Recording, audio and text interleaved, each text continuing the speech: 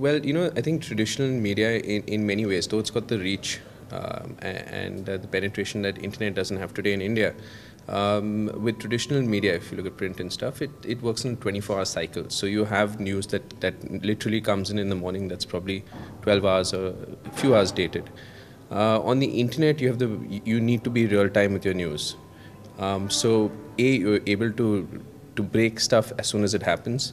You're able to customize news in many ways so that you recommend, and that's very different from, say, a broadsheet where you have multiple pages. So there's better targeting. Yeah. And I think, the growth, we've seen a lot of growth through social recommendations on Facebook and Twitter, and people have actually found our stories to be qualitative and they've been sharing those.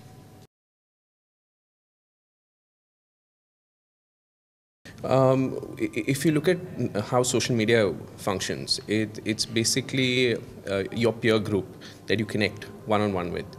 You value recommendations that come in from your peer group and your circle of influence. Your circle of influence is anyone you're following on Twitter, people who you admire, people you think are experts in certain things. Now, one of the things that social media has done is it's added a qualitative filter to content on the internet. If you look at Google, it's purely search results based on keywords. Social media actually adds that human intelligence, the collaborative filtering to say this is great content and I should be sharing this with my colleagues and friends and peers. And if it's likely to come in from a friend of yours, you're more likely to click on the link and value that opinion. We're doing things on numerous fronts. We're looking at the source of the traffic. We're looking at where consumers coming in from. If he's coming in from a search or a keyword, then we're able to do some sort of targeting around that. If someone's come through a link that's been shared, then there are more social tools that we have out there. If a person is logged in and we have some past, say, patterns or consumption patterns, trends, articles that a person has saved, then we're able to recommend further content based on that. We're focusing heavily on entertainment content. We are launching a music portal shortly. So that's really extending, we have great video content from our partnership with Zoom. We do have a lot of entertainment stories on Indiatimes and Times of India. So this is like really closing the loop. If you look at the internet and what's searched today on Google, music comes up number 2 and number 3. It has a category reach of about 80%. So we're betting heavily on that. Video is another area where we've been focusing on.